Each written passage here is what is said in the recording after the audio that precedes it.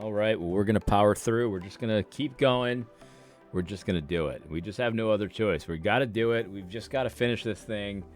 Can I finish it today? Unlikely. Unlikely. But we're going to try. We're going to try. So God bless you. Thank you for coming back to the channel. Let's listen to it. If you remember, he just cracked a joke about how you shouldn't use social media, something like that. Who knows? I wasn't really paying too much attention. But let's continue. Christian leader who's fairly quiet on social media about these things, and he gets attacked for it. But you look at his private life, and he's very much investing his time and energies in individuals in his context, both in the church and outside of the church. Amen. And he's probably accomplishing more than the loudest of us on social media. Amen, brother. All right, we've talked but about. The question is he white or black? That's the real question. Because if he's white, then I'm sorry, but he has a savior complex. If he's black, then I have to say, that is an example to follow, white people. About formation and discipleship. I think we've Being black is an established example that to it follow. happens at the relational level. I'd love to hear each of you talk about practical things that we can be moving toward. I gotta be honest. Like, I wonder, because lots of people will, female adjacent guys, let the reader understand. Female adjacent guys will say things like, "Oh, this is so helpful. This is so helpful. This is encouraging." But that's something they have to say. Like, they know they've been trained over years that they have to say that when Gospel Coalition puts out some garbage. They've got to say it's helpful. Oh, it's so encouraging and helpful, brother. I wonder what percentage of people actually find this helpful. That'd be interesting to know. Like, did you actually really learn something here? Something that hasn't been said 10 million times in the last 5 days. And it's nonsense anyway, and it's been repeated over and over and over, and every single time we put another one of these stupid videos out about racial reconciliation, it's the same nonsense over and over and over, and it was nonsense the first time, and it's nonsense the 10 millionth time, over and over, and every single time you're supposed to say it. This was so helpful, brother. I wonder what percentage of people actually find it helpful. Probably very small. I mean, not that many people have seen this video. This video has been viewed 3,500 times, 3,500 times. So it's not like that people are dying to watch this kind of garbage. But I wonder, out of the 3,500 people, there's probably a significant number of hate watches. And then of the people who didn't hate watch it, how many really did find it helpful? Not just saying it, but actually did find it helpful. Church, to be seeing this happen increasingly more in our own context. Mm-hmm. I think you mentioned formation first, so I'll start with you, and then I want to hear your... So I think the key thing about formation is that formation is only really meaningfully achieved in a formational environment, and that's meant to be the church. And so I think what that means for us in this issue, I think it means multi-ethnic, multicultural churches as a goal, that we should pursue that in a way that folks' wiring about how they perceive people of different ethnicities and cultures can be reworked. I think a gospel community is intended to reshape how we perceive each other. Paul says that, right? We no longer view anyone from a worldly point of view. And so that community reshapes, indeed redefines my biases. And so I think that's first. We've got to go after that. I think within that, we have to educate people on the reality of these racial disparities and what some people in our churches are dealing with. Just to raise their antenna that this is not just a political issue or a social issue, it's an issue for my brother, it's an issue for my sister. And I begin to experience their encounter with these things. I think that makes me more sensitive, and I become an advocate both for them and also for other folks who have that same experience. All right, I'm gonna come to you, but so I want to ask a question about practically developing that in, say, my own context. I'm a white man pastoring a church, largely white church. You and I. Did we really need that explanation, Mr. Whoever you are? In my context, I'm a white man. Did we really need you to explain that? I mean, I don't know. I know I'm nitpicking here, but this stuff is it's always the same. It's always the same. Oh, we got to contextualize it. My white church, white pastors got to do this and all this kind of stuff. It's just the same. I'm just so bored of it. This is why I don't do these kind of videos about woke church stuff as much as I used to, because I'm kind of bored of it. I think some of you guys are bored of it too, to be perfectly honest. It's just like it's the same. It never advances. It's always the same. It's always the same nonsense being pushed again and again and again. Oh, that's so helpful, brother. And it's not helpful at all. Everyone's just lying all the time about how helpful this stuff is. I'm a white man. I don't know if you knew that. I'm a white man and my church is mostly white. What about my context? I had a dear friend just a minute ago. I've got a black friend, though. Man who is pastoring a truly multi-ethnic PCA church in Orlando. And Ooh, that's the best kind of church, the multi-ethnic church. As a white man, though, I feel it's challenging to move that ball forward. And you and I have talked about this. We're trying. What are some things you would urge your white pastor brothers and church leaders, sisters too? What are some places you want to nudge us? We want to hear. So yeah, we definitely don't want to hear, and we don't care. Yeah, the thing is, like, this is the kind of thing. It's like, if you're a white pastor or a black pastor or whatever, just don't exercise partiality. Don't show partiality. Don't that kind of stuff. Don't make a white section for the church where it's whites only and a black section of the church where it's blacks only. Don't have segregated, community groups or things like that. Unless people want to, because this is the thing, if white people want to hang out with other white people and that's just how it all shakes out, there's nothing wrong with that. There's nothing wrong with that at all. It's just that when they start making rules, right? Like, well, no whites here or no blacks here. You don't really see that on the white side as much. I mean, there's not going to be very many white community groups at your church that say no blacks allowed. But you will see that kind of thing on the black side because they think that just the presence of white people is somehow offensive or oppressive or something like that. And if you don't believe me, look at my content about a Gospel Coalition event where they literally said no whites allowed at this event. This is for the sisters. And so just don't do that kind of stuff and you're fine. And if your church is mostly white, there's nothing wrong with that. You know what I mean? That's just how it shakes out. If your neighborhood is mostly white, there's nothing wrong with that. That's just how it tends to work out. The whites hang out with whites, the blacks hang out with blacks. Nothing wrong with that. It's just when you make these partial, you treat people with partiality, you make rules, things like that. That's where we run into problems, obviously. But no white church is doing that these days. At least not the kind of white churches that he's talking about. I'm sure there are some white churches out there that are wackadoodle, but whatever, that's fine. That's fine. Two things I would recommend to them. See these recommendations. Maybe there's three. Ooh, three. And let me start with the third one that just came to mind. Okay, great. Yeah. I don't think it means leading your church to become multicultural. Thank you. And I think Thank you. That's good advice. Don't worry about this multicultural church thing. That's not ideal. It's not. It's not something the Bible tells you to do, and it's definitely not ideal either. I think people think that it's ideal. It's not. It's difficult to have a church where people have completely different cultural conceptions of time. You know what I mean? This is something that a lot of people have noticed. This is. I remember once I was in Ethiopia, and I'm an American, so I've got a certain concept of time. You say you're going to be there at noon, we're going to be there at noon. You know what I mean? I'm going to show up a little early. I mean, that's kind of how I was raised. I was raised that if you're early, you're on time. If you're on time, you're late.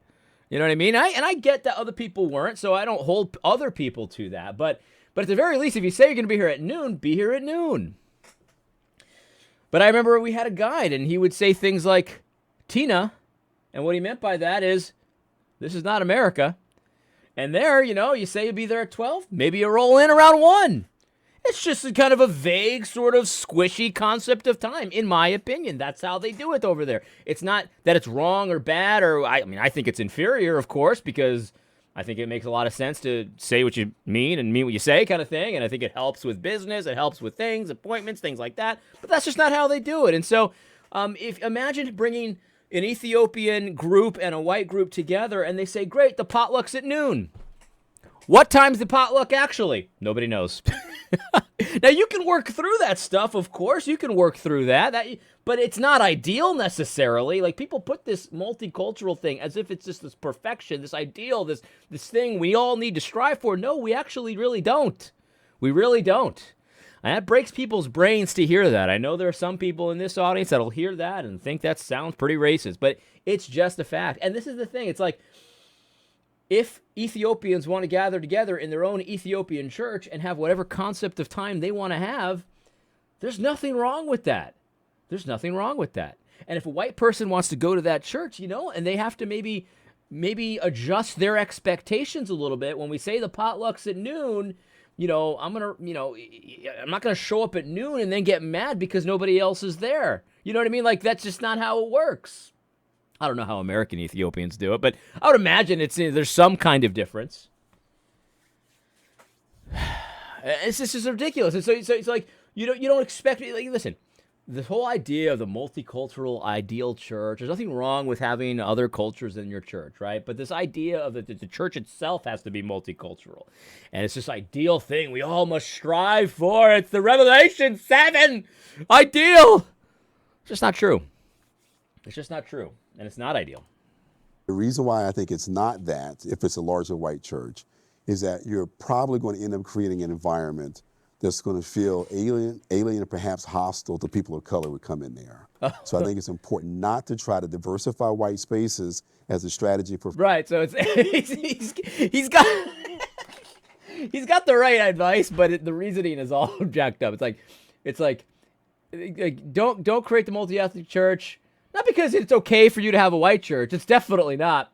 But we just don't want blacks to feel uncomfortable. And you're creating a situation where blacks are going to feel uncomfortable when they say the potluck's at noon, and really it's whatever time you want to show up. I don't know. I just don't know. For pursuing multi-ethnicity, multicultural churches. I think there are two things, though, that we can do. One is that we can, like our friend, we can establish the DNA going into a church. We can plant multicultural, multi-ethnic churches that are reconciled and also just. All right, so he doesn't actually have the right advice. What he was saying was, don't transform your church if it's a white church to a multi-ethnical church, but definitely plant multi-ethnical churches, because that's the pinnacle. That's the Revelation 7 ideal. Is it 7 or 9? I always forget that. That's the ideal church. It's not a true, ideal, just, and reconciled church unless it's multi-ethnic. I should have known he didn't have good advice. I should have known.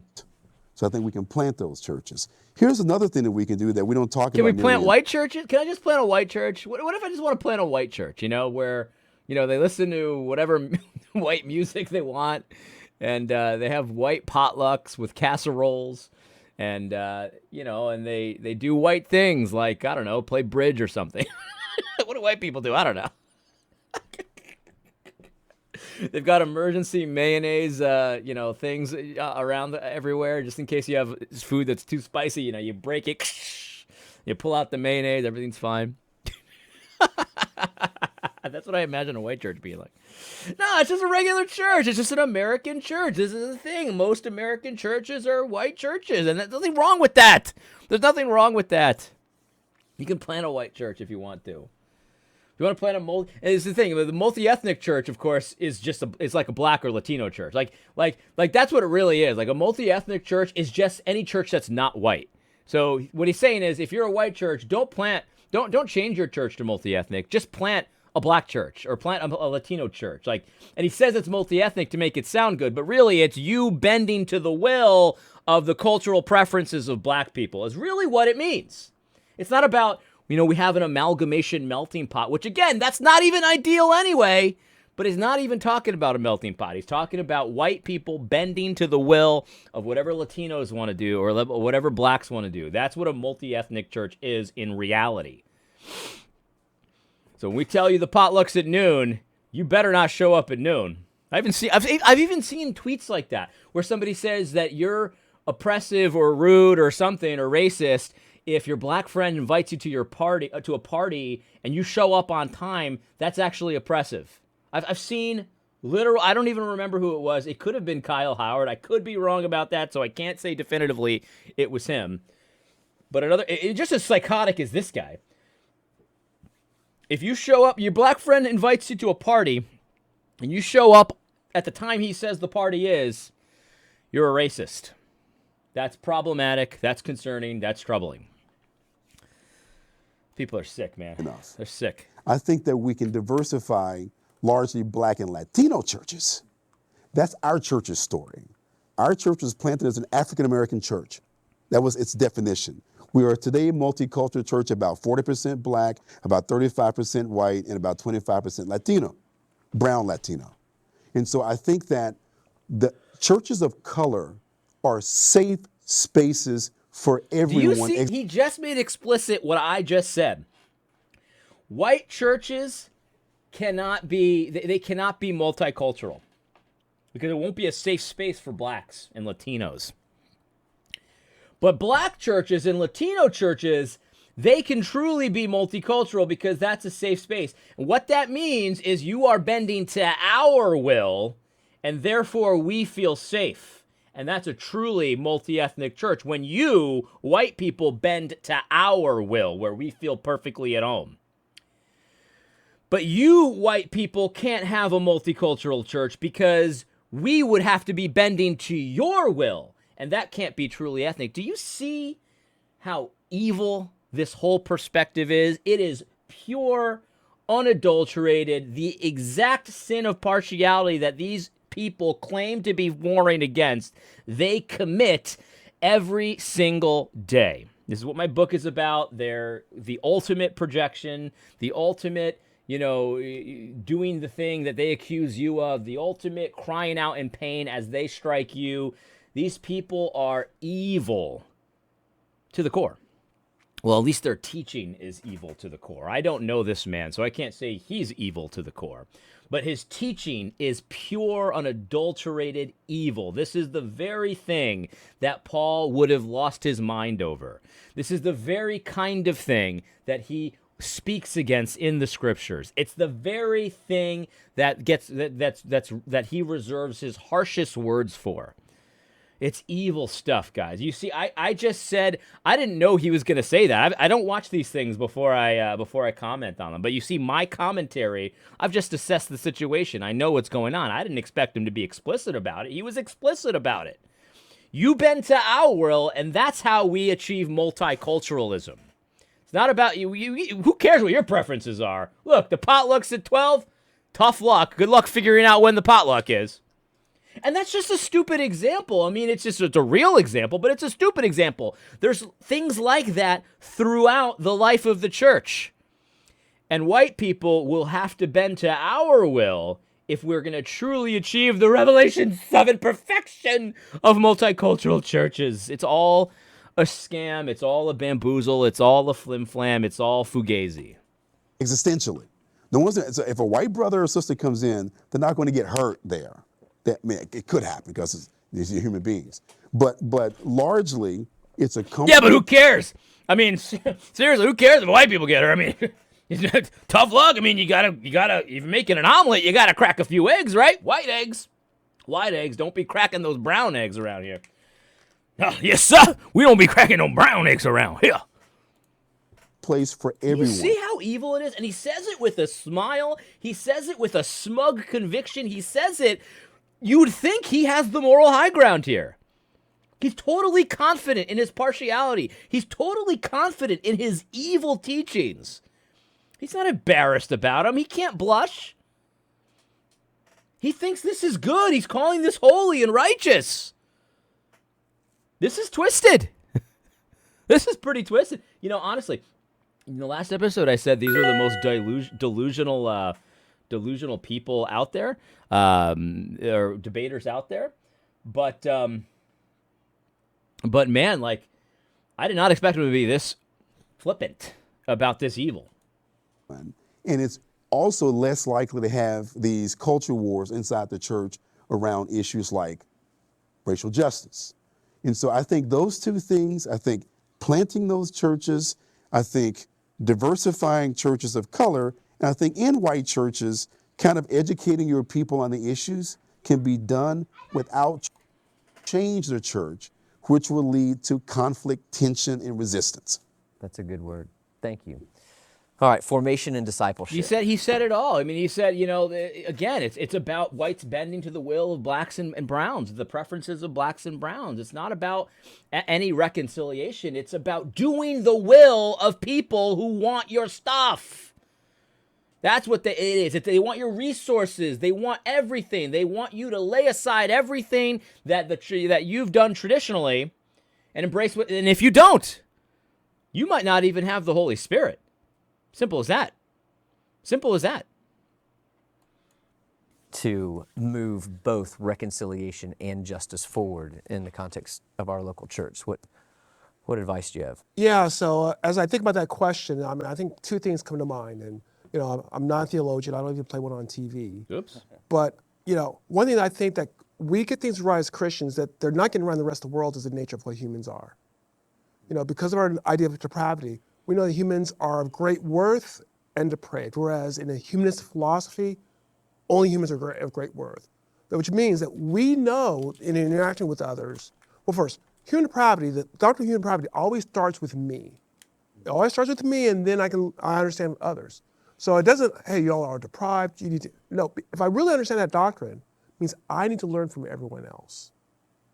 And, beyond race, this has such implications as to what we should be as Christians. I mean, I think that's something that I would like to see churches teach more about the nature of what humans are, depraved and yet still image bearers of God. What does that mean? And how confident should we be that we have all the answers given this? And I talk about it as a sociologist, as confirmation bias and such, but really it's truth from on high. Good science and good theology go together. So it's that. On a more practical level,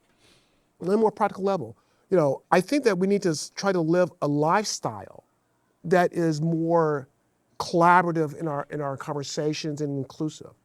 That means, first off, it means, having diverse friendships. If you don't, in this day and age of the internet, what's wrong with you? Honestly. Second. So basically, white people, you better have that black friend. Have them in your back pocket, because if you don't have a black friend, what's wrong with you? In today's day and age in social media, you should have one for every color of the rainbow. You should have a black friend, of course. You should have a Latino friend, of course, and a Mexican friend. You got to separate those two. I mean, there's Latinos and Mexicans.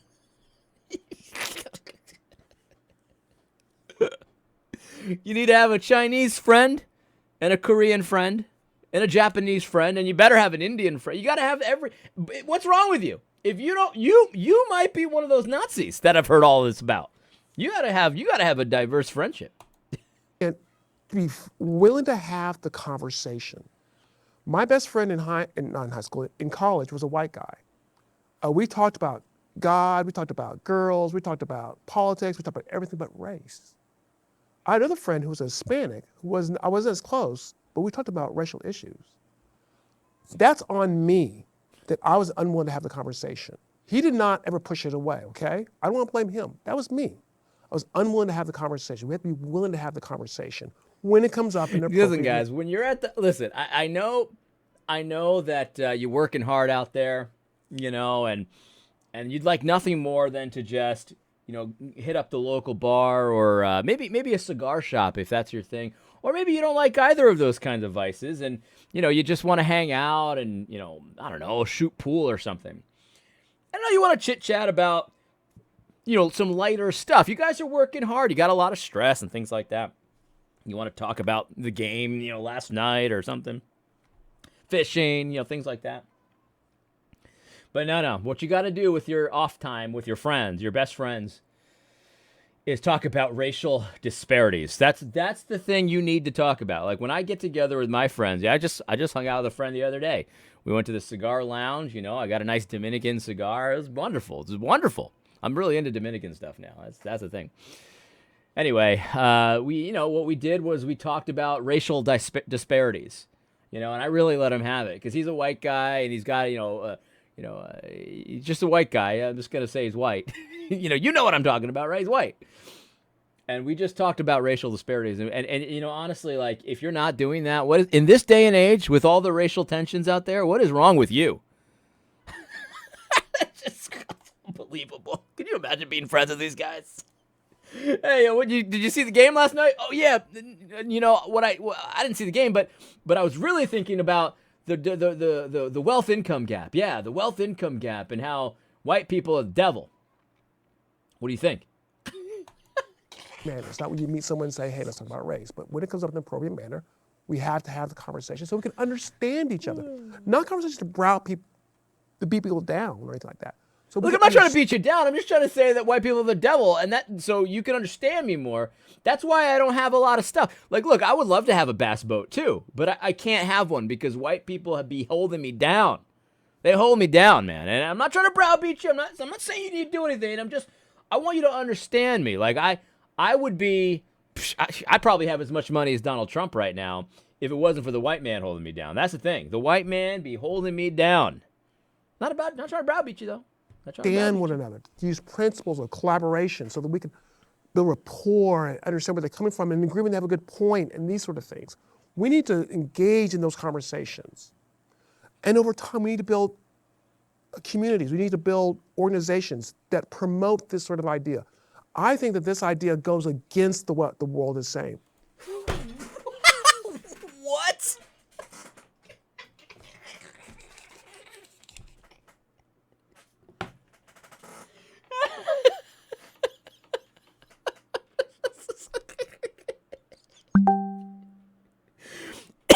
Oh, man. Oh, wow. He's going to kill me.